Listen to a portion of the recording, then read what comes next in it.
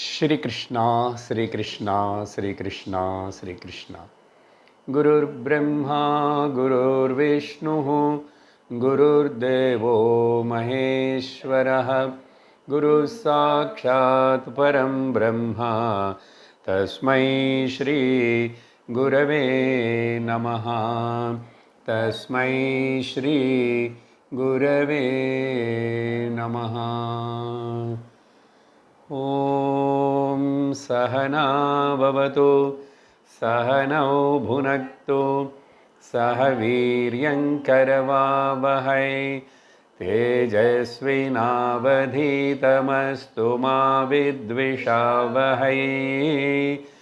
ॐ शान्ति शान्ति शान्तिः। हरि ओं तत्सत्। बृहदारण्यक उपनिषत् नालावदि अध्यायत्तिल नालावदि ब्राह्मणत्तिने अंजावदि ब्राह्मणत्तिने नम मुडिवु सेंजिट्टोम।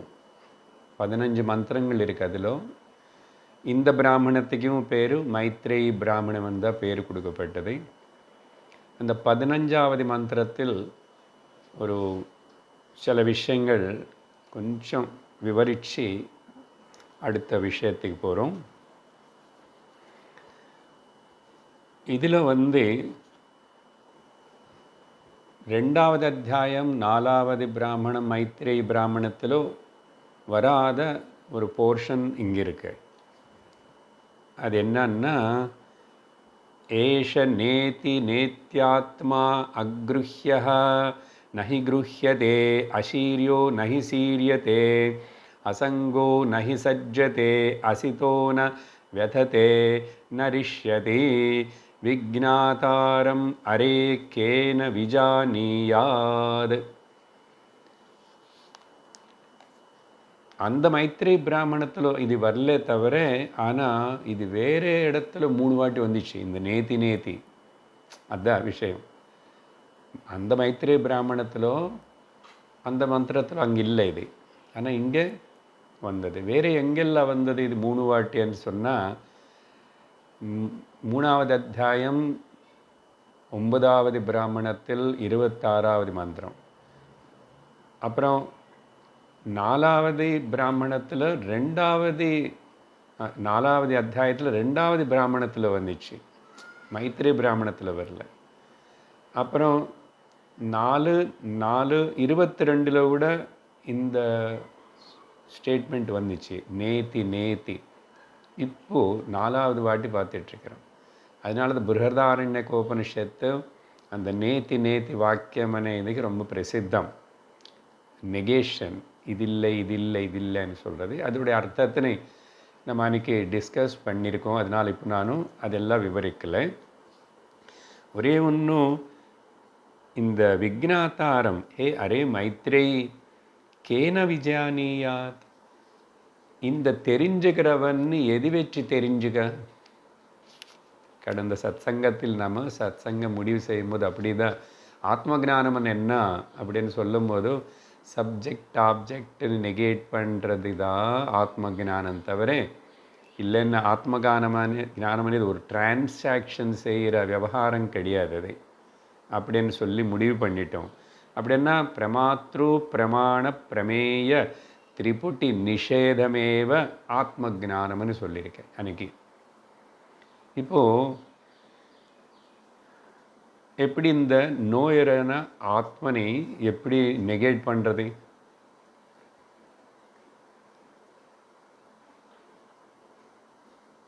இதோடைய சாராம்சம் என்னன்னா, எல்லாமே நெகேட் பண்ணதுக்கப்புறம் எது சாராம்சம்? நேத்தி நேத்தி இதெல்லாம் மிச்சம் எது இருக்கின்றனதோ அது ஆத்மா. அதுதான் சொல்ல வந்தது உபனிஷத்து.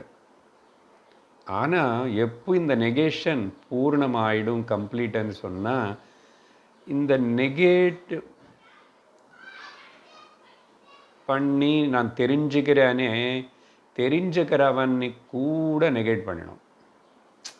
ஏன்னா இந்த தெரிஞ்சுக்கிறது అనేది சொல்கிறோம், மனசு இருக்கிறதுனால புத்தி இருக்கிறதுனால.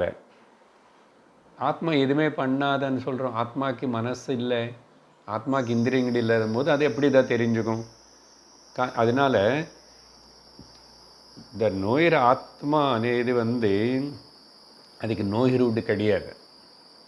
தெரிஞ்சுக்கிறனே கிரியை தானே அது வரும், அந்த கிரியை கிடையாது ஆத்மா. அதனால இந்த தெரிஞ்சுக்கிறே அனி சொல்கிற அவனும் இல்லாமல் ஆனால் நெகேஷன் பூரணமாயிடும்.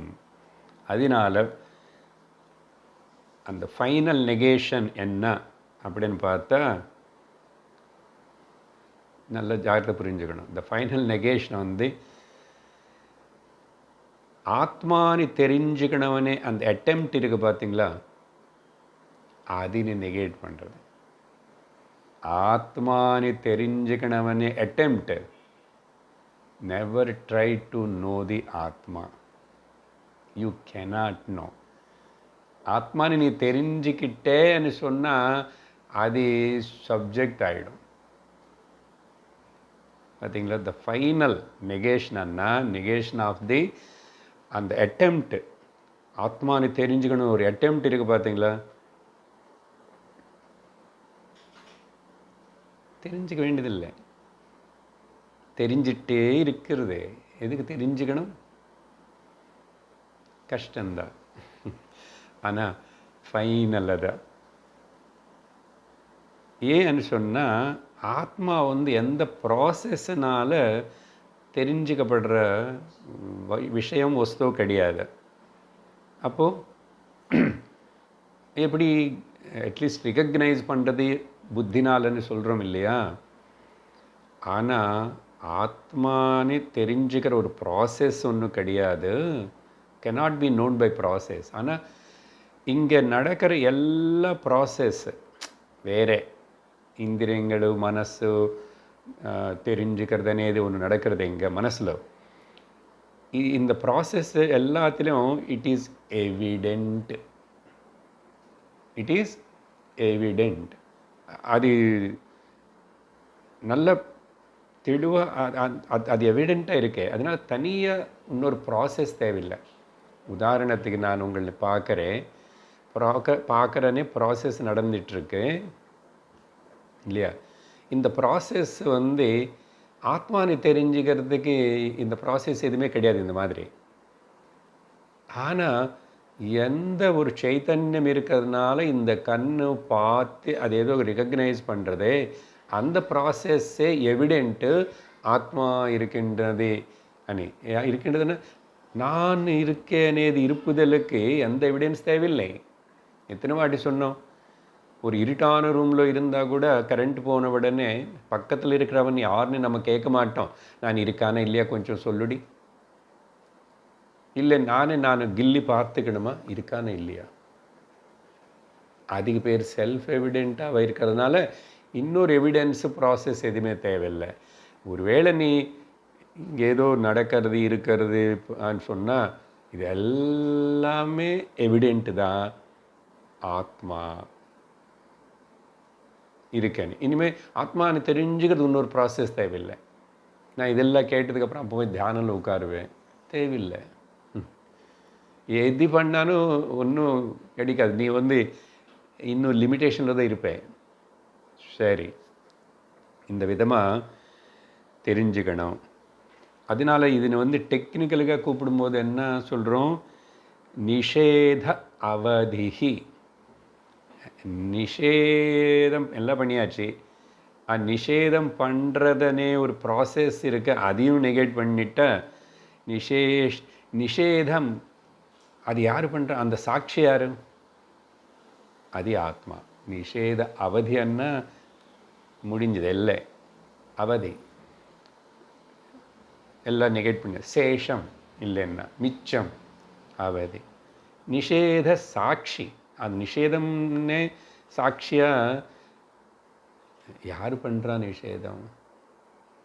ஆத்மா நிஷேதம் பண்ணுற தேவையில்லை, ஆத்மான்னு கண்டுபிடிக்கவும் தேவையில்லை. அதனால தான் அதுக்கு எவர் எவிடென்ட்டு எவர் ப்ரெசண்ட்டுன்னு சொல்கிறோம். ஆனால் அதை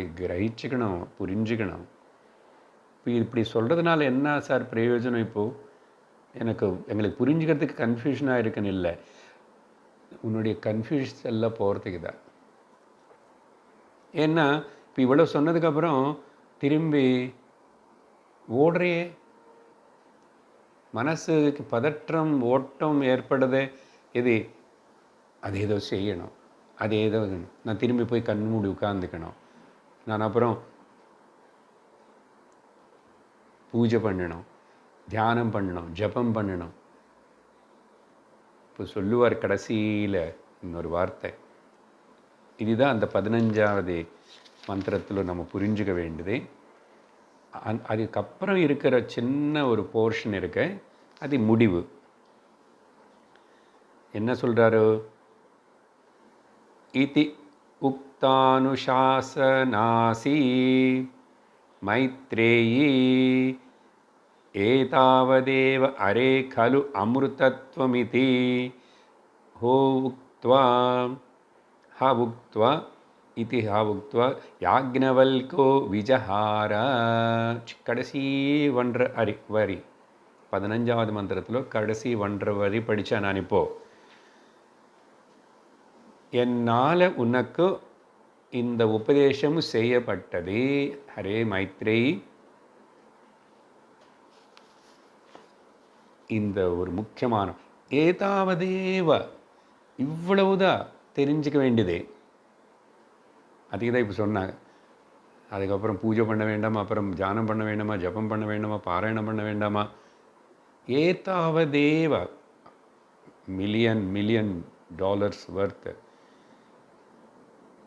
வேறே எதுவுமே பண்ணுறதுக்கு இல்லை, இவ்வளவு தெரிஞ்சுக்கிட்டா போதும், இவ்வளவுதான்.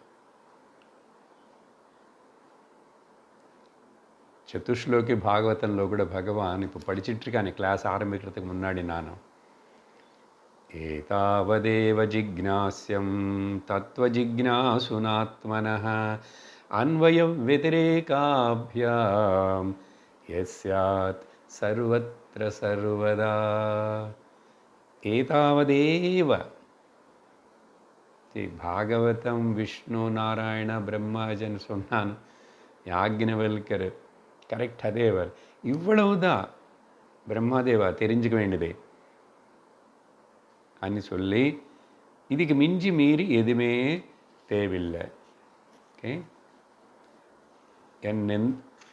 என்னால் சொல்லப்பட்டு நீ தெரிஞ்சுக்கிட்டாய் அப்படின்னு அர்த்தம். அங்கே ஏதாவதேவன் இது ரொம்ப முக்கியம் சொல்லி. அமிர்தத்துவம் சாதனம், அமிர்தத்துவம் அடையிறதுக்கு, மோட்சம் அடையிறதுக்கு, நீ அமிர்தம் வந்து தெரிஞ்சுக்கிறதுக்கோ இவ்வளோதான். இது சிரவணம் பண்ணியில்லை நீ, நான் சொன்ன இவ்வளோதான் அமிர்தத்துவ சாதனம். சாதனம் அங்கே இல்லை, அமிர்தத்துவம் அங்கே இருக்கு. அமிர்தத்துவத்துடைய அதுக்கு சாதனம் ஏதாவது சொல்லணும்னா இவ்வளோதான். அதுக்கப்புறம் மனசில் ஏதாவது குறை இருக்கு, பண்ணணுமனோ பண்ணலேனோ ஏதாவது இருக்கேன்னு சொன்னால் சாஸ்திரம் வேதாந்தம் நல்ல விதமாக புரியலேன்னு அர்த்தம். அவ்வளோதான், அவ்வளோதான். ஏதாவதேவ, அவ்வளவுதான். ஏதாவதேவ அரே கலு, அந்த கலு வார்த்தை கூட இம்பார்ட்டண்ட்டு. உண்மையாக சொல்லணும்னா நிஜமா இண்டீடு அமிர்தத்துவம் இவ்வளோ, இதுதான். இதி உக்த்வா யாக்ஞவல்கர் கிளம்பி சந்நியாசம் வாங்கிட்டு போயிட்டார். என்ன முதல்ல அப்படி தான் ஆரம்பித்ததே. நீங்கள் 2 பேர் இப்படி வாங்கோ காத்தியாயினி மைத்ரேயி, நான் கிளம்பி போகிறேன், இதோ இருக்கிற இந்த சட்டு பானை பாத்திரம் எல்லாம் எடுத்துக்கோங்க 2 பேரும். அப்போ தான் அந்த அம்மா பிடிச்சிட்டான், கேட்டு வாங்கிட்டான் பிரம்மஜானம். கேட்கலன்னு அவர் சொல்லியிருக்க மாட்டார். அதுக்கப்புறம் மைத்ரேயி மாதிரி எப்படி தனியாக வாழ்ந்திருப்பாங்க. நம்ம எதுக்கு பயப்படுறோம்? அவங்களும் சந்நியாசம் எடுத்துக்கு வேற இருக்கானா அங்கே இருக்கானா அதெல்லாம் இங்கே கதையில் இல்லை. தைரியமாக வாழ்ந்துட்டுருப்பாங்க. யார் பார்த்துக்குவாங்க என்ன ஆச்சு. அதுக்கப்புறம் எத்தனை குழந்தைகள் இருக்காங்க என்ன அந்த கதையெல்லாம் இங்கே நமக்கு தெரியல. அது வேறு எங்கேயாவது படிக்கணும். எது இருந்தாலும் கூட நீ அடைஞ்சிட்டாய். அந்த அம்மா கூட திருப்தியாக தைரியமாக இருக்கு, ஐ காட் இட். அந்த மாதிரி சொல்லி விஜஹாரன்னா சந்நியாசம் எடுத்துக்கிட்டாருன்னு, சும்மா போயிட்டாருன்னு இல்லை. இது கூட ஸோ எந்த வேறு ஏதாவது சாதனையோ, ஏதாவது கர்மையோ, ஏதாவது உபாசனையோ, தியானமோ, ஜபமோ எதுவுமே தேவை இல்லை. அது ஏதோ தேவைப்படுறது நம்ம பண்ணிகிட்ருக்கேன்னா அப்போ உனக்கு இன்னும் சித்த சுத்தி, மனசு ஏகாகிரத்துக்காக தான். உனக்கு விஷயம் கிராஸ் பண்ணியாச்சுன்னா அவ்வளோ பர்டன் அதெல்லாமே போகும். இதிலே இருப்பே, இது இன்னும் சிந்திப்பே, கேட்பே, நிம்மதியாக இருக்கும். அப்படி என்ன அர்த்தம் என்னன்னா, జ్ఞాన కర్మ సముచ్చయం தேவையில்லை అనేది ஒரு జ్ఞాన కర్మ సముచ్చయం అనేది ஒரு பெரிய டாபிக் டிஸ்கஷன் இந்த சாஸ்திர விஷயத்தில். பண்டிதர்களுக்கு நடுவில் வேதாந்தம் ஞானமே போதும்னு சொன்னார் இப்போது. ஆனால் கர்மத்தில் ரொம்ப ஈடுபட்டு இருக்கிற கர்மகாண்டிகள் அவங்க எல்லாரும் ஒத்துக்க மாட்டாங்க. இப்போ பார்க்க போகிறோம் ஆர்குமெண்ட்ஸு. அப்போது அதனால் இல்லை ஞானமும் இருக்கட்டும், கர்ம கூட சமுச்சயம் ரெண்டு சேர்ந்து. கர்மன்னா நார்மல் கர்மம் இல்லை நான் சொல்கிறது, அந்த வைதிக கர்மங்கள். நார்மல் கர்மன்னா சாப்பிடுவே, தூங்குவே, குளிப்பே, அது வேறு.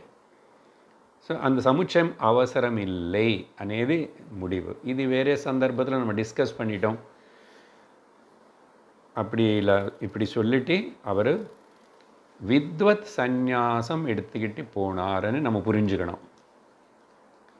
வித்வத் சந்நியாசம் என்ன, அசல் சந்நியாசம் என்ன, எதுக்கு, இதெல்லாம் இன்றைக்கி இப்போ கொஞ்சம் நேரம் பேச போகிறோம். சரியா? சந்நியாச பாஷ்யம் 2, 3 கூட சொல்லலாம், 2. ஏன்னா 2வது அத்தியாயத்திலே 4வது பிராமணத்திலே மைத்ரேய பிராமணத்திலோ சந்நியாசம் விஷயம் அங்கே வந்ததுனால கான்டெக்ஸ்ட் அவர் நான் கிளம்பி போகிறேன், அடுத்த ஆசிரமத்துக்கு நான் போகிறேன்னா சந்நியாசம்.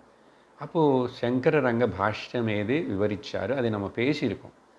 இப்போ திரும்பி இங்கே கூட வந்ததுனால சங்கரர் இந்த விஷயம் கான்டெக்ஸ்ட் எடுத்துக்கிட்டு இவ்வளோ பேஜி பாஷ்யம் எதிராக சந்நியாச பாஷ்யம். எதுக்கு? நாங்கள் எல்லோரும் கிரகஸ்தர்கள் தானே, எங்களுக்கு போய் இப்போ இந்த சந்நியாசம் பற்றி சொல்லி என்னதான் பிரயோஜனம் நினச்சிக்கூடாது. விஷயம் புரிஞ்சுக்கணும், இன்ட்ரெஸ்டிங்காக இருக்கும். அப்படி சொல்லும் போதும் எதுக்கு சங்கரர் இந்த பாஷ்யம் எழுதுறாருன்னு சொன்னால், இந்த கான்டெக்ஸ்டில் கிரகஸ்தனாக இருக்கிற யாக்ஞவல்கர் ஞானம் வந்ததுக்கப்புறம், இவர் ஞானம் வந்துச்சு எவ்வளோ பேசிட்டார்ல, யாரும் நிற்க முடியலையே, அப்படிப்பட்ட யாக்ஞவல்கர் ஞானம் அடைஞ்சதுக்கப்புறம் போய் சந்நியாசம் வாங்குறாரு. அதனால் இது ஒரு விதமான சந்நியாசம். இந்த ஞானம் வந்ததுக்கப்புறம் கூட ஞான நிஷ்டத்துக்காக திரும்பி இந்த விவகாரம் அதெல்லாம் வேண்டானே, சிரவண மனனம் ஆயிடுச்சு, ஞானம் வந்துச்சு அவருக்கு, ஞான நிஷ்டலையே அப்படியே இருக்கிறதுக்காக விவகாரம் வேண்டானே போகிறது வித்வத் சந்நியாசம். அவர் அது பண்ணதுனால சங்கரர் இந்த இடத்துல பாரு, கிரகஸ்தனாக இருந்த யாக்ஞவல்கரே ஞானம் அடைஞ்சதுக்கப்புறம் சந்நியாசம் வாங்கிட்டு ரிட்டையர் ஆகிட்டார். இன்னொரு காரணம் என்னன்னா, இந்த சந்நியாசம் ரோல் ஆஃப் தி சந்நியாச, அசல் சந்நியாசத்துடைய முக்கியத்துவம் என்ன, அந்த ரோல். சந்நியாச இந்த பிராமணத்தில் பேசினது போல் இதுக்கு முன்னாடி எங்கே கொஞ்சம் நாளைக்கு முன்னாடி பார்த்தோம். பிரம்மச்சாரி என்ன பண்ணணும், கிரகஸ்தன் என்ன பண்ணணும், வானப்பிரஸ்தன் என்ன பண்ணணும்னு அங்கே ஒரு பெரிய ஸ்டேட்மெண்ட்டே வந்துச்சு. ஓகே, அவங்களுக்கு அப்புறம் அது சொல்லி அங்கே கூட சந்நியாசம் விஷயம் வந்ததுனால அங்கே இந்த பிராமணத்திலேயே அந்த விஷயம் வந்ததுனாலையும் சங்கரர் இந்த டிஸ்கஷன் எடுத்துக்கிறார். எப்பவுமே டிஸ்கஷன் சொன்னாவே ஒரு பூர்வபக்ஷி, ஓகே, எதிர்கட்சி, அவர் வாதனம் முதல்ல அவர் சொல்கிறார். என்னன்னா, சந்நியாசத்தை நாங்கள் ஒத்துக்க மாட்டோம், வேதம் சந்நியாசத்தினை சொல்லவே இல்லை. இன்னொன்று, வேதம் என்ன சொல்லியிருக்கன்னா, வாழ்க்கை முடிகிற வரைக்கும் மரணிக்கிற வரைக்கும் கர்மத்தினை செஞ்சிட்டே இரு, வைதிக கர்மங்கள் அதெல்லாம் பண்ணிட்டே இரு அனிதான் வேதம் சொன்னது అని அவனோட ஆர்குமெண்ட்டு. இப்போ அந்த ஆர்குமெண்ட்டுன்னு சப்போர்ட் பண்ணுறதுக்காக அவன் சில கொட்டேஷன்ஸ் கோட் பண்ணுறான். என்ன பண்ணுறான்னா, பூர்வ மீமாம்சா அந்த கர்ம விஷயத்தில் வேதத்திலே சொல்லப்படுது. நம்பர் 1, யாவத் ஜீவம் அக்னிஹோத்திரம் ஜுஹோதி, ஜீவித்தம் முடிகிற வரைக்கும் மரணம் வரைக்கும் அக்னிஹோத்திரத்தினை விடக்கூடாது அப்படின்னு சொல்லியிருக்கேன். அப்புறம் யாவத் ஜீவம் தர்ஷபூர்ண மாசாபியாம் யஜேத. தர்ஷபூர்ண மாசம்னா இந்த 15 நாளைக்கு ஒரு வாட்டி, மாதத்துக்கு ஒரு வாட்டி பண்ணுற அமாவாசை பௌர்ணமி, இது பற்றி முண்டகோபனிஷத்தில் வந்துச்சு, அதனால் அங்கே டிஸ்கஸ் பண்ணியிருக்கோம். தர்ஷபூர்ணம் இதெல்லாம் கூட விடக்கூடாது. யஜேத எப்படி? யாவத் ஜீவம், ஜீவிச்சிருக்கிற வரைக்கும். அப்புறம் 3வது கோட் பண்ணுறான், குருவன்னேவேக கர்மாணி ஜிஜீவிஷே சதகம் சமாஹா. இது ஈஷாவாஷ்யத்திலே இருக்கு, பட் வேறு இடத்துல கூட இங்கே இருந்திருக்கலாம். அவன் அதையும் கோட் பண்ணுறான். குருவன்னேவ பண்ணிகிட்டே இருக்கணும், 100 வருஷம் நீ வாழ்ந்தா கூட கர்மணி அப்படின்னு சொல்லியிருக்கு. இன்னொன்று நிறைய சொல்லுவான் சங்கரர், நிறைய எழுதியிருக்காரு. அதில் கொஞ்சம் எடுத்துகிட்டு நம்ம புரிஞ்சுக்கிறோம். இன்னொரு ஃபைனலாக ஒரு ஆர்குமெண்ட் என்ன சொல்கிறாருன்னா, ஜராமரியம் அக்னிஹோத்திரம், யாவஜீவம் அக்னிஹோத்திரம் ஜுஹேதான்னு இருக்கு. இது இன்னொன்று அதே போல் ஸ்டேட்மெண்ட், ஜராமரியம், ஜரான்னா ஓல்டேஜ், வயசு மூப்பு வந்தான்னு மரணம் வந்துற வரைக்கும் அக்னிஹோத்திரத்தினை விடக்கூடாது. அவன் செய்ய முடியுமா முடியாதா படைக்கல் இருக்கான்னு அது வேறு விஷயம், பட் அப்படி சொல்லியிருக்க அப்படின்னு இத்தனை வகையாக கோட் பண்ணி, அதனால் என்னது, சந்நியாசம் எடுத்துக்கிட்டால் இப்போ இந்த கர்மம் செய்ய முடியாது. ஆனால் வேதம் சொல்லியிருக்கு, சந்நியாசி நீங்கள் என்ன சந்நியாசம் அன்றீங்க, இங்கே அதை எடுத்துகிட்டு அப்புறம் பண்ண முடியாதே இப்படின்னு சொல்லி சிலது டைரெக்டாக கோட் பண்ணி அவனு முன்னாடி ப்ரெசென்ட் பண்ணுறான். சிலது இன்டைரக்டாக கூட சில கொட்டேஷன்ஸ் சொல்கிறான்.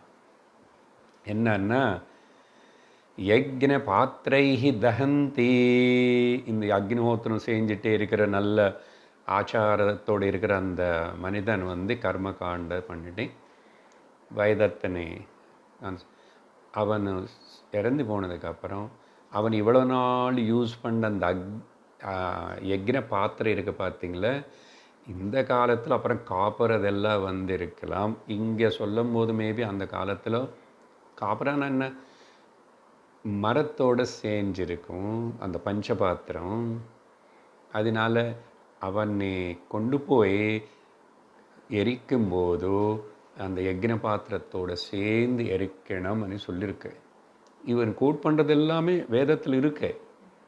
யக்ஞ பாத்திரைஹி தஹந்தி, புரிஞ்சுதா? ఇప్పుడు దహంతి అనే వార్త வந்துச்சுன்னா, எரிக்கிறதுன்னு சொன்னால் சன்னியாசிని எரிக்க மாட்டாங்க, எரிக்கக்கூடாது. அதையும் சாஸ்திரம் சொல்லியிருக்கு, தேவையில்லை. அதுக்கு வேறு காரணங்கள் இருக்கு. ஸோ கிரகஸ்தனாக இருந்தால் தானே அப்போ இவன் எரிக்க முடியும்.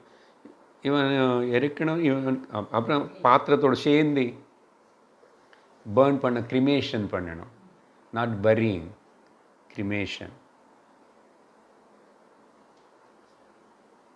அதனால் இன்னொன்று என்ன கோட் பண்ணுறான்னா, பஸ்மாந்தகம் ஷரீரம்.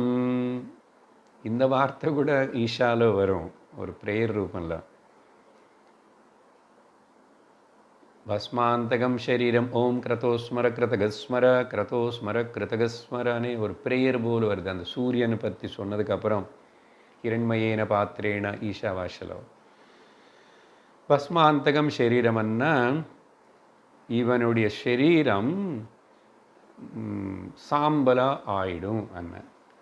ஸோ மேலே சொன்னது இது சொன்னது பார்த்தா சாம்பலாகணும்னு இருக்கணும், பர்ன் பண்ண தானே சாம்பலாகும். அப்போ அவன் குருஹஸ்தனாக இருந்திருக்கணும் இல்லையா? அதுக்கு தானே குருஹஸ்தனாகவே இரு அனு தானே சொல்லி தான் இந்த ஸ்டேட்மெண்ட்ஸ் எல்லாம் சொல்லியிருக்கே. சன்னியாசினி இருக்க மாட்டாங்களே அப்படி. அதுக்கப்புறம் இன்னொன்று சொல்கிறான், மூணாவது இன்டைரக்ட் ஆர்குமெண்ட். ஹரிஹிவா தேவானம் தேவானம் யஹ அக்னிம் உத்வாசயதே. யார் அக்னிஹோத்திரத்தை உட்டி கொடுத்தானோ அவன் இந்திரனே ஹத்திய பண்ண மாதிரி ஒரு பாபம் வரும். அப்படின்னா அக்னிஹோத்திரத்தை விட்டுட்டான்னா, பிகாஸ் இது எல்லா தேவதரும் எல்லாமே இந்திரனுக்கு பாகம் இருக்கும். அதனால இங்கே இந்திரன் பேர் சொல்லலை, தேவான். யார் இவன் அக்னிஹோத்திரம் விட்டுனவனும் அந்த இந்திரன் தேவத்தனே கொலை பண்ணுறது போல் அவ்வளோ பெரிய மகா பாபம். அதனால இப்போ என்ன கன்க்ளூஷன்? அக்னிஹோத்திரத்தின்னு விட்டுட்டா மகா பாபம், அதனால சந்நியாசம் எடுக்கிறது மகா பாபம். அவனுடைய இதில் சொல்கிறான். அப்போது என்ன சொல்கிறான் இந்த பூர்வபக்ஷி? சந்நியாச ஆசிரம் இஸ் நாட் அலௌட், சாஸ்திரம் சொல்லலை. இது அவனோட ஆர்குமெண்ட். அதுக்கப்புறம் என்னாச்சு? பூர்வபக்ஷி சொல்கிறான், ஓகே எங்காவது சந்நியாசம் பற்றி சப்போஸ் வேதத்தில் அங்கெங்கே அந்த உபனிஷத்து ஏதாவது, ஏன்னா நீங்களும் சிலது கோட் பண்ணுவீங்க, நானும் படிச்சிருக்கேது. அவன் எல்லாம் படிச்சிருப்பான், ஆனால் படித்து அப்படி கன்க்ளூஷன் அப்படி புரிஞ்சுக்கும், அவ்வளோதான். அதனால் ஓகே அஃப்கோர்ஸ் சில இடத்துல சந்நியாசம் பற்றி சாஸ்திரம் சொல்லியிருக்கலாம். உதாரணத்துக்கு ந கர்மணான பிரஜயா தனேன தியாகே நைகே அనే இடத்துல சந்நியாச யோகாத் யதய சுத்த சத்வா அப்படின்னு இருக்கே, சொல்லியிருக்கலாம்.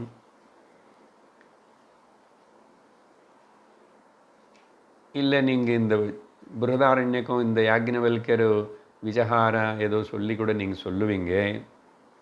அதனால் அப்படி இருந்தால் கூட என்ன சொல்கிறாருன்னா இவனும், அது உடம்புக்கு முடியாது, உடம்புல அவனுக்கு சில டிஃபெக்ட்ஸ் இருந்தால் அவன் மட்டும் சந்நியாசம் எடுத்துக்கலாம். ஹேண்டிகேப்டாக இருந்தால், உதாரணம் கொடுக்குற பாருங்க, அப்படி எடுத்துக்கலாம். ஏன்னா கண்ணு தெரியாதவனும் கர்மங்கள் எப்படி பண்ணுவான்? அவன் சார்பில் யாரோ பண்ணுறானே இது வேறு. இப்போ இந்த காலத்தில் அப்படி எல்லாம் பண்ணிகிட்டு இருக்கிறோம். வேதம் அதெல்லாம் ஒத்துக்கலை. அப்போ இவனுக்கு போடணும்னு எங்கே போடுவான் தெரியும், எங்கே எழுந்திரிச்சு நிந்தி பிரதட்சணம் பண்ணுவான், அவனால் பண்ண முடியாது. அதுக்கப்புறம் செவிடு, இவனுக்கு மந்திரம் வாத்தியார் சொல்கிற மந்திரம் கேட்காது, இவனை திரும்பி சொல்கிறதுக்கு. இல்லை ஊமை இருக்கா, இவனுக்கு மந்திரம் சொல்லவே வராது. அதுக்கப்புறம் ஏந்திரிச்சு பிரதட்சணம் பண்ணுவன்னா கால் இல்லை, நொண்டி இருப்பாங்கல்ல, கை இல்லை. அது வேறு ரைட் ஹேண்ட் இல்லை, அவன் எங்கே எப்படி ஆகுதி பண்ணுவான், தட்சணை எப்படி கொடுப்பான், என்ன பண்ணுவான்? அப்படி ஹேண்டிகேப்டு கிரிப்பிள்டாக இருக்கிற அவங்களுக்கு இனிமேல் கர்மம் நீ பண்ண முடியாது. ஏன்னா unfortunately you are unfit for கர்ம காண்டா. Unfortunately you are unfit for கர்ம காண்டா. சரி, சந்நியாச போய்க்கோ. அவனுக்கு எங்காவது அங்கங்கே சொல்லியிருக்கலாம். இன்னொரு எக்ஸாம்பிள் கொடுத்துட்டு இன்னொன்று சொல்கிறான். இவன் ஃபிட்டு தான் ஒருத்தன், ஹீஸ் ஃபிட். ஆனால் ஒருவேளை யாராவது விஸ்வஜித் யாகம், சர்வமேத யாகம் இதில் ஏதாவது அவன் பண்ணியிருந்தா அவன் சந்நியாசம் வாங்கலாம். என்ன அர்த்தம் இதுக்கு? யார் அது? விஸ்வஜித் யாகம் ஆர் சர்வமேத யாஜினஹான்னா இவங்க அவங்களுக்கிட்ட இருக்கிற சர்வத்தனே உட்டி கொடுத்து தானம் பண்ணுவாங்க. அப்படி யாகம் இருக்கு. சர்வத்தனை ஒன்றும் வச்சுக்க மாட்டான். அவனும் எதுக்கு பண்ணானோ, சொர்க்கம் போனவனு பண்ணானா என்னமோ பண்ணிட்டான். அது ஒன்று இருக்கு. சப்போஸ் இப்போ அப்போ என்ன ஆயிடுச்சு, எல்லாம் தியாகம் பண்ணி தானம் பண்ணி அதுக்கப்புறம் இவனுக்கிட்ட ஒன்றும் இல்லை. இவன் இப்போ பிச்சைக்காரன் போல் பாப்பர். என்ன யக்ஞம் யாகம் பண்ணணும்னா தட்சணை கொடுக்கணும், சாமான் வாங்கணும், இதெல்லாம் பண்ணணும். இப்போ அதெல்லாம் இல்லை, எல்லாம் கொடுத்தாச்சு, வீடு வாசல் எல்லாம் கொடுத்துட்டான். அப்படி இவனுடைய கன்க்ளூஷன் என்னன்னா, அப்படிப்பட்ட கர்ம காண்ட இப்போ செய்யறதுக்கு முடியாதவருக்கு அதனால் அவன் சந்நியாசம் எடுத்துக்கலாம். இப்போ என்ன கன்க்ளூஷன்? இது ரெண்டு சொல்லி அவனும் ஒன்று ஹேண்டிகேப்டு அன்ஃபிட்டாக இருந்தால், இன்னொன்று ஏழனா பிச்சைக்காரனாக இருந்தால் சந்நியாசம் எடுத்துக்கலாம். பாருங்க எப்படி இருக்கு. A pauper and a handicapped person only can take the sannyasa. அது தவிர ஜென்ரலாக சொல்லவே இல்லை அப்படின்னு சொல்லிட்டு ஆர்கியூ பண்ணுறான். பாருங்க எப்படி இருக்கு. இப்போ சங்கரர் இதுக்கு பதில் கொடுப்பார். என்ன சொல்கிறாருன்னா, பதில் கொடுத்துட்டு ஹி எஸ்டாப்ளிஷஸ் முதல் இந்த வித்வத் சந்நியாசம் விஷயம் முதல், அப்புறம் விவிதிஷா சந்நியாசம். அட்லீஸ்ட் இன்றைக்கி இந்த ஒன்று பார்ப்போம். இங்கே வித்வத் சந்நியாசத்தில் என்ன இவங்க இப்போ பேசுகிற விஷயம் யாக்ஞவல்கர் பற்றி. யாக்ஞவல்கர் ஞானம் அடைஞ்சதுக்கப்புறம் போகிறார் சந்நியாசத்துக்கு. முதல் பாயிண்ட் என்னென்னா, சங்கரர் 2 ஆர்குமெண்ட்ஸ் மெயினாக எடுத்துக்கிறாரு இவனுக்கு சொல்கிறதுக்கு. சாஸ்திரம் பல இடத்துல நிறைய காட்டலாம். நீ எப்படியோ ஏதோ காட்டிட்டே நிறைய இதெல்லாம். ஆனால் சாஸ்திரம் ஞானத்துக்கு ஞானம் மட்டும் போதும் மோட்சம் அடையிறதுக்கு சாஸ்திரம் பல இடத்துல சொல்லியிருக்கேன். ஞானம் மட்டும் போதும் மோட்சம் அடையிறதுக்கு. உதாரணம், भिद्यते हृदयग्रन्थिः छिद्यन्ते सर्वसंशयाः क्षीयन्ते चास्य कर्माणि तस्मिन् दृष्टे परावरे मुण्डकोपनिषत्. புரியுதா? ஞானம் மட்டும் போதும் மோட்சம் அடைகிறது. அப்புறம் புருஷ சூக்தத்தில் தமேவம் வித்வான் அமிர்த இஹ பவதி நான்ய பந்தா வித்யதே யனாய. ஞானம் தவிர to know the truth there is no any other way. அப்புறம் கைவல்யோபனிஷத்தில் சம்பஷ்யன் பிரம்ம பரமம் யாதி நான்யேன ஹேதுனா. வேறு மார்க்கம் இல்லை. பிரம்ம பரம் சம்பஷ்யன் ஞானத்தினால இங்கே அவனை உணரணும். அப்புறம் இன்னொரு இடத்துல முண்டகம் ததா வித்வான் நாமரூபே விஹாய பராத்பரம் புருஷம் யாதி திவ்யம். அந்த ஞானம் போதம் பிரம்ம தத்துவம் அக்ஷரம் இதெல்லாம் சொன்னதுக்கப்புறம் கன்க்ளூஷனில் அதுக்கப்புறம் இந்த வித்வான் யார்?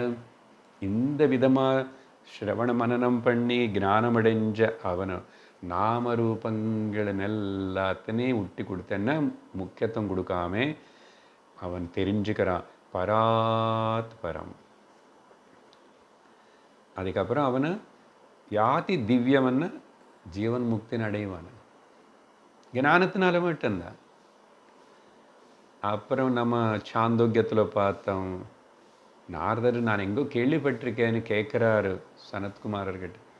தரத்தி சோகம் ஆத்மவித், ஆத்மன்னு தெரிஞ்சுக்கணவனு எல்லா சோகத்திலும் சம்சாரத்திலிருந்து விடுவிக்கபடி மோட்சம் அடைவானே சொல்லப்பட்டிருக்கு. இப்படி அநேக இடத்துல சொல்லப்பட்டது. இதெல்லாம் என்ன, இது எல்லாமே என்ன ப்ரூவ் பண்ணுறதுன்னா ஞானம் மட்டுமே போதும் மோட்சம் கொடுக்கும். அதுக்கு கூட வேறு எந்த ஒரு கர்மாவுடைய சப்போர்ட்டு தேவையில்லை அப்படின்னு ஆர்குமெண்ட் சங்கரர் சொன்னார். இந்த விஷயம் இந்த பிருஹதாரண்யகோபனிஷத்திலேயே சொல்லப்பட்டிருக்கு. பிரம்மவா இதமக்ர ஆசீத் தத் ஆத்மானம் ஏவ அவேத் அகம் பிரம்மாஸ்மீதி தஸ்மாத் தத் சர்வம் அபவத். இது என்ன அர்த்தம்னா, ஆத்மன் அவனை தெரிஞ்சுக்கிறான், அவேது அவை அகம் பிரம்மாஸ்மிதி நான் அந்த பிரம்மமனை தெரிஞ்சுக்கணும். தஸ்மாத் அதனால தது சர்வம் அபவத் அவனுக்கு அதுக்கப்புறம் பிரம்மம் தவிர மிச்சம் வேறு எதுவுமே இல்லை. இல்லை இருக்கிறது மிச்சம் எல்லாம் காணப்படுறதெல்லாம் மித்யா అనేది அவனுக்கு ஞானம் வந்துச்சு. எங்க குருக்கிட்ட இருந்து கேட்டு இவ்வளோ இல்லை, இந்த 15வது மந்திரம் இப்போ முடிச்சுட்டோமே, இதே போதும், பவர்ஃபுல் ஸ்டேட்மெண்ட்டு. இப்போ தானே சொன்னா, அரே ஏதாவதேவ கலு அமிர்தத்வம் இது, இப்போ தானே சொன்னேன். இவனை இந்த ஞானம் மட்டும் போதும். நீ முக்தி அடையணும்னு இருந்தா, உனக்கு மோட்சம் அடையணும்னு இருந்தா, அதுக்காக அவனு அந்த ஞானம் அடையிறதுக்கு இல்லை அடைஞ்சதுக்கு அப்புறமும் 2 விதமாக சந்நியாசம் எடுத்துக்கிறான். என்ன தப்பு போதிலோ, ஆனால் நீ சொன்னபடி அதெல்லாம் அது சரியில்லை, வருவேன் அந்த விஷயத்துக்கு உனக்கு புரிகிற போல் சொல்லுவேன்னாரு. இந்த விதமாக சொல்லி அப்போது உபாசனை எதுவுமே தேவையில்லை, கர்மம் எதுவுமே தேவையில்லை. அதனால ஞானி எந்த கர்மமும் செய்ய தேவையில்லை. அதனால் அவர் சந்நியாசம் எடுத்துக்குவார். எடுத்துக்காமல் இருந்தால் கூட பாக்கியமாக அவர் எந்த கர்மமும் செய்யணும் அவசியம் இல்லை. ஏன் இங்கே சொல்லியிருக்கேன், இவ்வளோ போதும். அது மட்டும் இல்லை, கர்ம అని சொன்னாவே இஸ் ஈக்குவல் டு கிரகஸ்தாசிரமம். கர்மக்கு ஒரு சினானிம் வேர்டு கிரகஸ்த. கர்ம இஸ் ஈக்குவல் டு கிரகஸ்த. ஏன்னா கிரகஸ்தன் மட்டும்தான் கர்ம செய்யறதுக்கு அர்ஹத்தை இருக்கு. பிரம்மச்சாரி செய்ய முடியாது, வானப்பிரஸ்தனும் செய்ய முடியாது, சந்நியாசி செய்ய முடியாது. பாரிய இருக்கணும் எல்லா முக்கிய கர்மங்களுக்கு. அதனால தான் அந்த பாரியனை சக தர்மச்சாரிணி அப்படின்னு கூப்பிடுறாங்க. அது அர்த்தம் என்ன தெரியுமா? சக கர்மச்சாரிணி. பர்த்த செஞ்சிட்டு கர்மத்துக்கு எல்லாத்துக்கும் ஒத்தாஷ் பண்ணி பக்கத்தில் இப்படி தர்ப வச்சு தொட்டி நிற்பான். தொட்டி நிற்பான், திரும்பி போய் சமையல் ரூமில் சமையல் பண்ணுவான், திரும்பி வாத்தியார் கூப்பிடும்போது வருவான், இங்கே தொடுவாங்க. தர்ப ஒரு கட்டை கொடுப்பான், தொட்டி நிற்கணும். முக்கியமான மந்திரங்கள். அவர் இல்லாமல் இவர் இந்த செஞ்ச கர்ம பூர்ணமாகாது. சரியா? அதனால் தேர்ஃபோர் ஞானிக்கு தெரியும் கர்மா எனக்கு தேவையில்லை, ரிடண்டன்ட். கர்ம எனக்கு தேவையில்லை. தேர்ஃபோர் கிரகஸ்தாசிரமம் எனக்கு தேவையில்லை, redundant. Therefore he takes sannyasa. இது முதல் ஆர்குமெண்ட்டு சங்கரர் கொடுத்த பதில். ரெண்டாவது ஆர்குமெண்ட் வந்து இன்னொன்று பாருங்க, கர்ம அண்டு ஞானம் இது ரெண்டுமே ரெண்டு ஆப்போசிட் போல்ஸ். ஒன்று சவுத்து ஒன்று நார்த்து. இது மியூச்சுவல்லி கான்ட்ரடிக்டரி. இது ரெண்டுமே இதோடைய ஸ்வபாவம், இதோடைய சாதனா, இதோடைய பலம் எல்லாமே டிஃபரெண்ட்டு. டயக்னலி ஆப்போசிட் இது ரெண்டு. ஏன் இங்கே பாரு, ஞானத்தில் சகுண ஐ நிறைய விசேஷங்களோடு கூடியிருக்கிற நான் அது நெகேட் பண்ணுறோம். ஞானத்தில் நிறைய விசேஷங்களோடு கூடியிருக்கிற நான், ஜாதி நீதி குல கோத்திரதூரகம் நாமரூப குண தோஷவர்ஜிதம் தேசகால விஷயாதிவர்த்தியது பிரம்ம தத்துவமசி பாவயாத்மனி. ஞானமடைஞ்சவனுக்கு இந்த ஐ, நான் புருஷன், நான் ஸ்திரீ, நான் பிராமணன், நான் க்ஷத்ரியன், நான் ஆஃபீஸர், நோ எக்ஜெக்டிவ்ஸ் எட் ஆல். அதனால ஆனால் கர்ம செய்யணவனுக்கு அப்பா விவகாரத்தில் அந்த விசேஷண ஐ, ஓகே, எட்ரிபியூட்ஸோடு இருக்கிற நான், அது ரொம்ப ரொம்ப முக்கியம். ஓகே, அது அந்த யுகோன்னு இன்வோக் பண்ணுறோம். சகுண ஐயில் இன்வோக், நம்ம இன்வோக் பண்ணலன்னு அதர்ஸ் இன்வோக் பண்ணி, நீங்கள் எவ்வளோ பெரிய ஆள் தெரியுமா, நீ எவ்வளோ பெரிய ஆஃபீஸர் தெரியுமா, நீங்கள் எவ்வளோ பெரிய ஆள், நீ பின்னாடி போய் உட்காந்துட்டீங்க, வாங்க வாங்கன்னு கை பிடிச்சிட்டு இழுத்துட்டு கொண்டு வந்து முன்னாடி உட்கார வச்சுடுவானே. ஏன்னா அவனுக்கு பேர் இருக்கு, புகழ் இருக்கன்னு, அது ஏதோ ஒரு ஐடென்டிஃபிகேஷன் அதிக முக்கியத்துவம் கொடுத்துட்டு லோகத்தில் அதுதானே. சில வாட்டி சில பேர் வந்து பரவாயில்ல, நான் எங்காவது உட்காருவேன், பின்னாடி உட்கார்ந்தான்னு பரவாயில்ல, அது எப்படி நீங்கள் பின்னாடி உட்காருவீங்க, வாங்க அப்படி கை பிடிச்சி இழுத்துட்டு வந்து முன்னாடி உட்கார வச்சுடுவான். ஒரு பார்ட்டியாவது ஒரு விஷயத்தில் அதுக்கு ஒரு தனி செயிறு, தனி இது, எல்லாம் தனி. அப்படி என்ன, நான் ஞாபகம் வச்சுக்கலன்னா எல்லாரும் என்னை ஞாபகப்படுத்துவாங்க. கர்ம காண்டத்தில் கூட அவனாவது ஞாபகப்படுத்துவான், எல்லாரும் அடுத்தவங்களுக்கு ஞாபகப்படுத்தணும் இவனை. தனி, ஸ்பெஷல், ரெண்டு டிஃபரன்ஸ். ஞானத்தில் அது கிடையாது. அங்கே வேணும், ரெண்டு ஆப்போசிட்டே இருக்கு.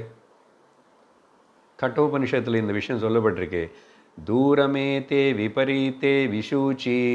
இது ரொம்ப தூரம், ரெண்டு பக்கம். அந்த கம்பாஸ் பாக்ஸில் இதில் வச்சா அந்த மேக்னெட் ஐஸ்காந்தம் வந்து நார்த் போல் அது டிஃப்ரெண்ட் இப்படி தான் காட்டும் இல்லையா. அவித்யாச்ச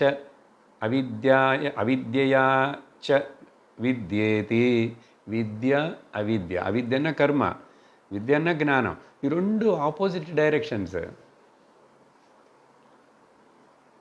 அதனாலையும் ரெண்டாவது ஆர்குமெண்ட்டு சங்கரர் கொடுக்கறது இந்த 2 பாயிண்ட்ஸு.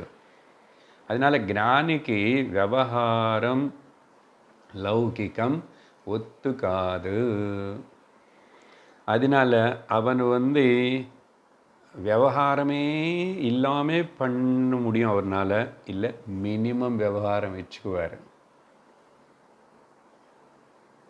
அதனால ஞானி கிட்ட, அப்படிப்பட்டவங்கக்கிட்ட நம்ம போய் நம்ம விவகார விஷயங்களுக்கு பேசக்கூடாது. தெரியாது நிறைய பேருக்கு, இவர் எது சொல்யூஷன் கொடுப்பாரு அப்படின்னு. உதாரணத்துக்கு சொல்கிறேன், ஒரு குருக்கிட்ட நிறைய பேர் வராங்கன்னா, அவங்க ஒருத்தர் வந்து பர்சனலாக வந்து சுவாமிஜின்னு நிறைய பேர் கேட்பாங்க, எங்கள் பிள்ளைக்கு கல்யாணம் முடிவாக மாட்டேங்குது, நம்ம கிளாஸுக்கு அவர் வராரு, அவர் பையனை பற்றி நீங்கள் என்ன நினைக்கிறீங்க?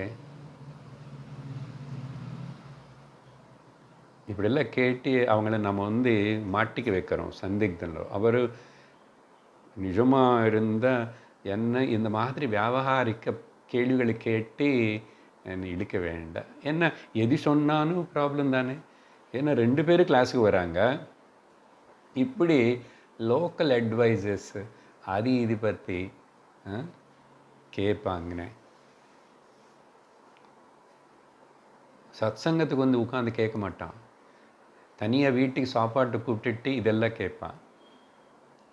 பாப்பம் சுவாமிஜிஸ் பிக்ஷாக்கு போவான். இங்கே கூட மக்களை நம்ம தெரியாமல் கூட்டிகிட்டு போகிறோம். ஏதோ புது இடத்துக்கு போகணும், புது இடத்துக்கு. இஸ் ரியல்லி மென்ட் ஃபார் என்ன? இதெல்லாம் ஷோ ஆஃப் வேலை நடக்கிற விஷயம் இல்லை அது. சரியா? அதனால் ஞானிக்கு சாய்ஸஸ் வந்து ரொம்ப மினிமம். புரிஞ்சுதா? அப்புறம் பொசஷன்ஸு மினிமம். அப்போது சொல்லி கன்க்ளூஷனாக சங்கர் என்ன சொல்கிறான்னா, ஞானம் அண்ட் கர்மா ரெண்டுமே விருத்தம். அதனால தான் ஞானி அவர் சந்நியாசம் எடுத்துக்குவார். நம்ம எல்லாரும் எடுத்துக்க சொல்லலையே. யார் இது விரும்புகிறானோ ஞானம் வேணும்னு அவன் தான் சொல்கிறோம். நீ ஏன் சந்நியாசமே இல்லை అనేది தப்புன்னு சொல்கிறேன். இவ்வளோ சொன்னதுக்கப்புறம் பூர்வபக்ஷி இப்போது வேற இன்னொரு ஆர்குமெண்ட்டோடு முன்னாடி வரான். எப்படின்னா, சரி நீங்கள் இப்படியெல்லாம் சொல்லிட்டா நான் அவ்வளோ வேதத்தில் பூர்வபாகம் இவ்வளோங்க, அந்த கடைசி பாகம் இவ்வளோ வேதாந்தம் அவ்வளோ வெயிட் இருக்கிற அதில் வந்து எடுத்துகிட்டு நான் சொன்னால், நீங்கள் இப்படி சொன்னால் நான் சொன்ன அந்த ஸ்டேட்மெண்ட்ஸ் எல்லாமே கர்மபாகம் எல்லாம் அபத்தமாயிடுமே, ஃபால்சிஃபை ஆகுமே, உபயோகம் இல்லாமல் ஆயிடுமே, அப்பிரமாணமாகுமே. வேதம் பிரமாணம், வேதம் தானே சொல்லியிருக்கே அப்படின்னு கடைசியில் அந்த ஆர்குமெண்ட்டு வந்து, ஏ சங்கரா நீ இப்படி சொன்னால் இப்போ நான் சொன்னதெல்லாம் வீணாக போயிடும். நானும் வேதத்தில் இருக்கிறத சொல்லியிருக்கேன். அப்போது வேதம் பிரமாணம் இல்லையா, அப்பிரமாணம் ஆயிடுமே வேதத்துக்கு பாதிப்பு வருமே அப்படின்னு சொல்கிறான். இதுக்கு சங்கரர் வந்து ரொம்ப அழகாக பதில் கொடுப்பார். ஏன்னா கேட்குறார் அவனே, நீயே இந்த கர்மகாண்ட விஷயம் வந்து அது அபத்தம், ஃபால்சிஃபைடு, யூஸ்லெஸ்ன்னு ஏன் சொல்கிறேன்? நாங்கள் அப்படி சொல்லலையே. நாங்கள் என்ன சொல்கிறோம்னா, கர்ம காண்ட வந்து சந்நியாசம் எடுத்துக்கணும்னு நினைக்கிறவனுக்கு irrelevant అని சொல்லணும் தவிர யூஸ்லெஸ் అని சொல்லலை. இவனுக்கு irrelevant, இவனுக்கு அதில் வேலை இல்லை. யாருக்கு? ஞானிக்கு. அவ்வளோதான் சொல்கிறோம். அஜ்ஞானிக்கு ரிலவெண்ட் தான், அது தேவை. பட் நான் சொன்னது நீ எப்படி புரிஞ்சுக்கிட்டு அப்போ எல்லாம் ஃபால்ஸ் ஆகிடும்? இல்லை, வேதம்ல இருக்கட்டும், அது யாருக்கோ சொல்லியிருக்க, நான் சொல்கிறேன் பாரு புரிஞ்சுக்கோ அப்படின்னு சொல்லிட்டு ஞானிக்கு இது irrelevant-ஆக இருந்தால் கூட, ஆனால் நிறைய அஜ்ஞானிகளுக்கு, அப்படின்னா கிரகஸ்தர்களாக இருக்கிற நிறைய அஜ்ஞானிகளுக்கு, காமம் இருக்கிறவங்களுக்கு, அவங்களுக்கு எல்லாருக்கும் அது ரிலவெண்ட்டாக இருக்கா, முக்கியமாக இருக்கே. மெஜாரிட்டி பேருக்கு ரிலவெண்ட் ஆக்சுவலி சொல்லணும்னா. யார் அசல் வேதாந்தத்துக்கு எத்தனை பேர் வராங்க? யாரும் நல்ல ஸ்ரத்தையை தொடர்ந்து கேட்குறாங்க? எத்தனை பேர் அடைஞ்சு போகிறாங்க? மனுஷானாம் சஹஸ்ரேஷ. அதனால் இன்னொன்று சொல்கிறே பாரு, புரிஞ்சுக்கோ. இந்த கர்ம காண்டத்தில்னே நிறைய சொல்லியிருக்குல்ல, நான் கேட்குறேன், எல்லாமே எல்லாருக்கும் ரிலவெண்ட்டா? கர்ம காண்டத்திலும் இவ்வளோ சொல்லியிருக்கு, எல்லாமே எல்லாருக்கும் ரிலவெண்ட் கிடையாது. உதாரணத்துக்கு பாரு, புத்திர காமேஷ்டி யாகம், தன காமேஷ்டி யாகம், விருஷ்டி காமேஷ்டி யாகம், இப்படி இதெல்லாமே டிசைர்ஸ் தான். ஆனால் எல்லாருக்கும் இது தேவையில்லை, எல்லாரும் இது விரும்புறதில்லை. புரிஞ்சுக்கோ. எப்படி இது யாரெல்லாம் அசలు இந்த கர்மத்தை இதுக்கு முக்கியத்துவம் கொடுப்பான்னா, யாருக்குள்ள காம தோஷம் இருக்கின்றனதோ, அப்படின்னா காமம் இருக்கின்றனதோ, டிசைரஸ் பீப்புள், அவங்களுக்கு ப்ளஸ் அஜ்ஞான தோஷம் யாருக்கு இருக்கின்றனதோ அவங்களுக்கு காமிய கர்மங்கள் ரிலவெண்ட்டு. ரிலவெண்ட் இர்ரிலவெண்ட் இது ரெண்டும் வேணும். நாங்கள் யூஸ்லெஸ்ன்னு சொல்லலை, அவனுக்கு அது ரிலவெண்ட்டு போட்டோம். அதனால ஸோ யாருக்கு இந்த அஜ்ஞானம் இல்லை, காமம் இல்லைன்னா அவனுக்கு இந்த கர்ம காண்ட என்னதான் பண்ண போகிறது? எனக்கு எந்த டிசைர் இல்லை, ஸ்ரோத்ரியஸ்ய சா காமஹ தஸ்ய, அவனுக்கு பொறுத்தவரைக்கும் அது ரிலவெண்ட்டு. புரிஞ்சுதா? அப்போது எது ஒரு மனுஷனுக்கு, நல்ல ஜாகிரதை புரிஞ்சுக்கோங்க, எது ஒரு மனுஷனுக்கு வேதம் சொன்ன கர்மம் எது ரிலவெண்ட், எது தேவை, எது இர்ரிலவெண்ட் தேவையில்லை అనేది வேதம் முடிவு செய்யாது. இந்த முடிவு செய்கிறது பியூர்லி சப்ஜெக்டிவ், நானா எடுக்கிற டெசிஷன் தான். வேத இந்த விஷயத்தில் இன்டர்ஃபியர் ஆகாது. நல்லா புரிஞ்சுக்கணும். யாருன்னு கட்டாயப்படுத்தலை, ரெண்டுமே சொல்லி வச்சிருக்கேன். உதாரணம் சொல்கிறேன், உனக்கு நல்லா புரியும் இந்த விஷயம். குச்சேலனுக்கிட்ட போய் இப்போ புத்திர காமிஷ்ட யாகம் பண்ணு சொன்னால் அவருக்கு என்ன ரிலவெண்ட்? அவர் என்ன சொல்லுவார்? அப்பா ஆல்ரெடி 27 நட்சத்திரம் 27 குழந்தைகள் இருக்காங்க, இப்போ இன்னொருத்தர் வர்ணமன்னன் இன்னொரு புது நட்சத்திரம் கண்டுபிடிக்கணும். இர்ரிலவெண்ட் அவர். அதே போல் அஸ்ஸாமில் சிரபுஞ்சன்னு ஒரு இடம் இருக்கு, மழை குட்டோன்னு வருஷத்தில் நாடு முழுசில் ரெயின் ரெக்கார்ட் அங்கே அவங்கக்கிட்ட போய் காரீர யாகம், காரீரம்னாலும் விருஷ்டி யாகம்னா அதுதான், அது விருஷ்டி காமேஷ்டி, விருஷ்டி வேணுமனு அவனு ரிலவெண்ட்டா? அவனுக்கு என்ன சொல்லணும்? மழை குறையிடும் சுவாமி, அதுக்கு ஏதாவது இருந்தால் சொல்லுன்னு கேட்பான். அப்போது ரிலவெண்ட் இர்ரிலவெண்ட்டு மாறிட்டு இருக்கு. ஒரு அம்மா சொல்கிறாங்க, சுவாமி வீட்டில் ஒரு நல்ல வேலைக்காரியே ஃபிக்ஸ் ஆக மாட்டுறான், எல்லாம் வரான் போகிறான், ரொம்ப ரொம்ப தொந்தரவாக இருக்குது சுவாமிஜி, என்னால் சமாளிக்க முடியல, எனக்கு இப்போ அர்ஜெண்ட்டாக சர்வெண்ட் காமஹா ஜுஹியாத், சர்வெண்ட் காமிஷ்டி ஆகும், எனக்கு மோட்சம் இதில் அப்புறம் சுவாமி. நீங்கள் யோசிச்சு பாருங்க, நிறைய பேர் இடத்துல கிளாஸுக்கு வரலன்னா கூட இது கூட காரணம் சொல்லுவாங்க. அந்தம்மா கரெக்டாக 11க்கு தான் வரேன்றான் சுவாமி, என்ன பண்ணுறது, ரொம்ப நாள் கழிச்சு அவன் ஒருத்தன் கடித்தான் பாரு. இப்போ அப்படிப்பட்ட அந்த அம்மாவுக்கு இப்போ காமம் சர்வெண்ட்டு முக்கியம், அதுக்கப்புறம் சுவாமி மோட்சம் கீக்ஷம்.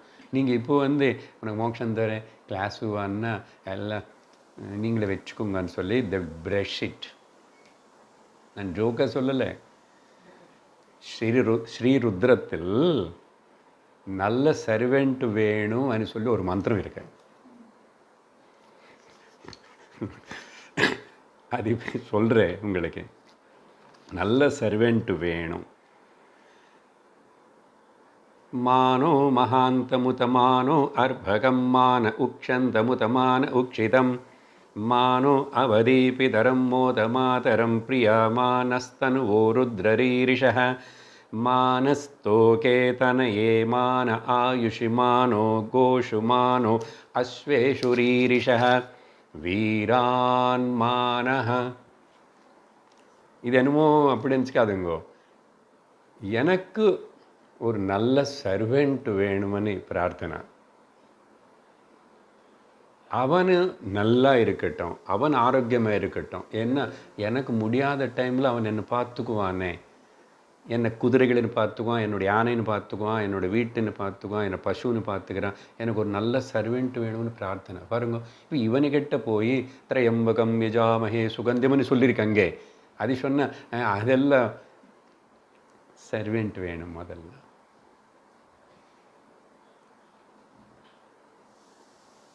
அதான் எனக்கு புண்ணியந்தான் வேணும், நான் அது பண்ணணும் இது பண்ணணும்னு நினைக்கிறவனுக்கு இந்த ஞானம் எங்கே ஏறும்? அதனால ஏறுறதில்லை. நிறைய பேருக்கு கேட்டவங்களுக்கு எல்லாருக்கும் ஏறுறது இல்லையா? வாழ்க்கை வேற, இது சத் சங்கம் ஏதோ something listening is different. You really mean பிஸ்னஸ்ன்னு அது வேறு. அப்படிப்பட்ட ரியல்லி மீன் பிஸ்னஸ் அவங்களுக்காக தான் வியாசபீடத்துலேருந்து நானும் பேசிகிட்ருக்கேன். எனக்கு குரு எனக்கு அப்படி இதாக பேசணும் இது சொல்லி கொடுத்தாரு. இதுதான் சாஸ்திரம். அதனால் இதில் பயப்படுறதுக்கு ஒன்றும் இல்லை. நீ you are not losing any thing, but this is the greatest thing நீ புரிஞ்சுக்கிட்ட. அதனால் இப்படியெல்லாம் சந்நியாசம் பற்றி இப்படியெல்லாம் ஆர்கியூ பண்ணுற நீ கடைசியில் பாயிண்ட்டு இன்னொன்று சொல்கிறேன் பாரு. புராணங்களுக்குள்ள நிறைய பக்தாள் சகுண ரூப பக்தர்கள் வந்து பகவான் பார்த்தியோ இல்லை அவன் நினச்சியோ, சுவாமி பகவான் எங்களுக்கு மோட்சம் கூட வேண்டாம். பாகவத்தில் நிறைய இடத்துல இருக்கு, நான் சொல்லியிருக்கேன். ந புனர்பவம் அப்படி வாஞ்சதே. புனர்பவன்னா மறுபடியும் பிரிக்கிறது. அப்புனர்பவன்னா ந புனர்பவன்னா மோட்சம். எங்களுக்கு அந்த மோட்சம் கூட வேண்டாம். என்ன வேணும்? நீயே வேணும். உன்னே பார்த்துட்டு இருக்கணும், உன்னைக்கிட்டே இருக்கணும், உன்னை சுற்றி அட்லீஸ்ட் நான் வந்து உன்னை மாலையில் ஒரு பூவாக பொறுக்கணும். இதெல்லாம் பாடுறதுக்கு சொல்கிறதுக்கு நல்லா இருக்கும். அப்புறம் வந்து உன்னுடைய கையில் ஏதோ ஒரு ஆயுதமாக இருக்கணும். இல்லைன்னா நீ நடக்கிற உன்னோட வீட்டு வாசப்படியாவது இருக்கணும். ஆனால் இவனுக்கு தெரியாது, அந்த வாசப்படிக்கு அது அங்கே இருக்கேன்னு அதுக்கு தெரியாது. ஏன்? அது ஜடம். நான் பகவான் வீட்டில் வாசப்படியாக இருக்கேன்னு வாசப்படிக்கு தெரியுமா? ஆனால் சொல்கிறதுக்கு பக்தின்னு சொல்லி நல்லதாக இருக்கும். இப்படி மோட்சமே வேண்டான்றான். இப்போ என்ன இது எதுக்கு சொல்கிறேன்? அவனுக்கு அது ரிலவெண்ட் அண்ணா. அவனுக்கு அது ரிலவெண்ட்டு. மோஸ்ட்லி இந்த சகுண பக்தாளன்னு பார்த்தது தான். நான் எப்போ உன்னுடைய அழகான ரூபத்தை பார்த்துட்டே இருக்கணும், உன்னை சிரிச்ச முகம் பார்க்கணும், உன்னை கிருஷ்ணனை பார்க்கணும், இதே கேட்பான்னு தவிர மோட்சம் வேண்டான்னு சொல்கிறாங்க டைரெக்டாக. பாகவத்தில் நிறைய இடத்துல வந்துச்சு. அந்த பக்தாளோட கதை சொல்லும் போதும் அவங்க சொல்கிறது சொல்லணும் இல்லையா? சுகதேவரே சொல்கிறார். பட் அது கரெக்டாக? ஆனால் பகவான் என்ன சொன்னார்? சத்துஸ்லோகி பாகத்தில் என்ன சொன்னார்? பகவத்கீதையில் என்ன சொன்னார்? உத்தவகீதையில் அதெல்லாம் போய் கேட்க மாட்டான். அதை அப்படியே பிடிச்சிக்குவான். பிடிச்சிக்கோ, இருந்துக்கோ, யார் வேண்டான்னாங்க? ஆனால் அது என்னமோ ரொம்ப சிறப்புன்னு சொல்லலை. அந்த choice is yours, ball is in your court. எது ரிலவெண்ட் எது இர்ரிலவெண்ட்டுன்னு. அதனால சந்நியாசம் எடுக்கிறவங்களும் நீ ஒன்றும் குறை சொல்லாது, சாஸ்திரம் சொல்லலைன்னு இல்லை. எடுக்காமல் இருக்கிறவங்களையும் நாங்கள் இன்னும் சொல்லலை. பட் எங்களுக்கு தெரியும், கர்மா இஸ் எ ப்ரிப்பரேஷன். சித்த சுத்திக்காக indirectly helps to come to the ஞான அர்ஹத்துக்கு வருவான். ஞான அர்ஹத்துக்கு வந்ததுக்கப்புறம் ஞானம் அடையுவான். அங்கே அவனுடைய ட்ராக் மாறிடும். அதுதான் சொல்கிறேன்னு தவிர வேதம் சொல்கிறது அப்பிரமாணம்னு சொல்லலை. பட் இந்த விதமாக பாயிண்ட் புரிஞ்சுக்கோ. அதனால் இப்படின்னு சொல்லி, அதனால் யாக்ஞவல்கர் ஞானம் அடைஞ்சு இனிமேல் என்ன தான் இங்கே இருந்து அது என்ன சம்பந்தம் வச்சுடுது? சரீரம் போகிறதுக்கு முன்னாடி அந்த ஞான நிஷ்டலையே இருக்கிறதுக்காக நிதித்தியாசனத்துக்காக, நிதித்தியாசனம்னா நார்மல் தியானம் நினச்சிக்காதுங்கோ.